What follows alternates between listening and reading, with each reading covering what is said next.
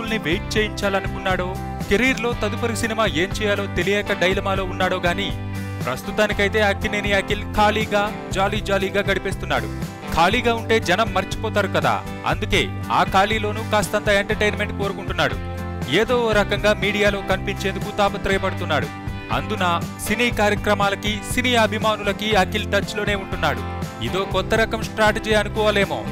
సుశాంత్ హీరోగా వచ్చిన ఆట ఆడుకుందాం రా సినిమా కోసం టైటిల్ సాంగ్ లో అఖిల్ చిందులేసిన విషయం విదితమే. ఈ సినిమా ఆన్ సెట్స్ లో మీడియాతో ముచ్చటించాడు అఖిల్. ఆ తరువాత పెళ్లి చూపులు సినిమా ప్రమోషన్ కోసం వచ్చాడు. తాజాగా మలయాళం నుంచి తెలుగులోకి వచ్చిన 100 Days of Love సినిమా కోసం మీడియా ముందుకు వచ్చాడు అఖిల్. ఏదో సినిమా ఫంక్షన్ కి హాజరవడం వేరు, ఆ సినిమా పేరుతో మీడియా ముందుకొచ్చి ఇంటర్వ్యూలు ఇవ్వడం వేరు. అయితే ఎక్కడా తన తదుపరి సినిమా గురించి ఎవరూ ప్రశ్నించకుండా జాగ్రత్త పడుతున్నాడు అఖిల్.